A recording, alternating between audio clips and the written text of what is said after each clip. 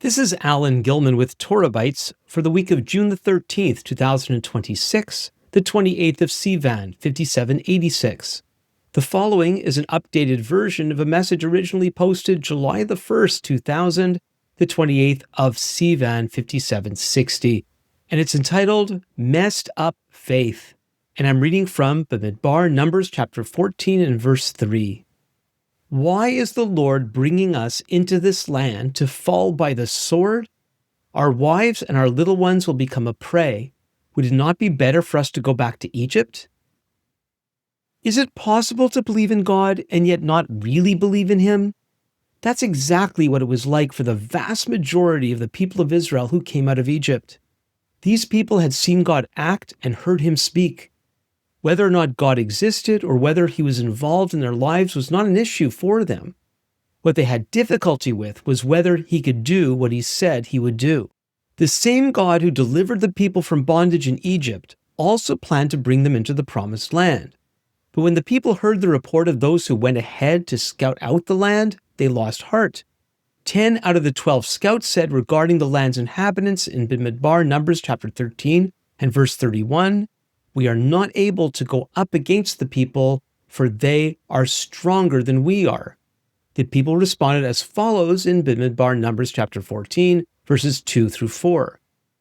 And all the people of Israel grumbled against Moses and Aaron. The whole congregation said to them, "Would that we had died in the land of Egypt, or would that we had died in this wilderness. Why is the Lord bringing us into this land to fall by the sword? Our wives and our little ones will become a prey. Would it not be better for us to go back to Egypt?" And they said to one another, "Let us choose a leader and go back to Egypt." Notice that they didn't doubt that God had brought them thus far. What they feared was that He could not take them any further. This just goes to show that experiencing the reality of God does not ensure that we will have faith. These people had experienced God far more than most of us ever will, yet they couldn't trust Him for their current circumstances. We see in this story that faith in God is not just about believing in His existence. These people may have accepted the concepts of the reality of God, that He is the Creator, and that He interacts with our lives. It looks like they even believed that He was in control of the situation. We can surmise this from their statement, "Why is the Lord bringing us into this land to fall by the sword?"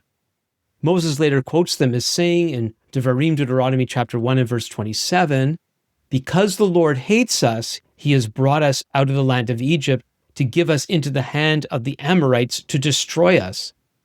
It appears that they thought that God was doing this to them out of spite or something. So we see that even though they believed in God, what they believed about God was messed up. I wonder how many of us have a belief in God that's messed up. Or there may be aspects of our faith that are messed up. What was it that warped their view of God?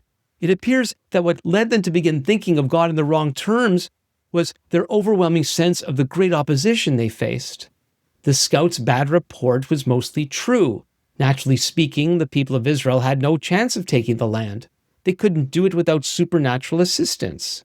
But instead of focusing on God and who He really is, they were fixated on the difficult circumstances they faced.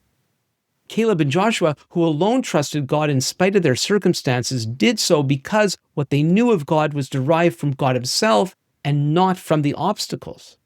It was not that they were out of touch with reality, they were just not going to allow anything to contradict what they already knew of God. I suggest we take a good look at how we've allowed circumstances to shape our understanding of God rather than knowing Him for who He really is. For more messages like this, visit the Torah Bites website at www.torahbites.org. Email your comments and questions to comments@torahbites.org. And you can follow us on X @TorahBites. Until next time, this is Alan Gilman with Torah Bites. Lehitraot.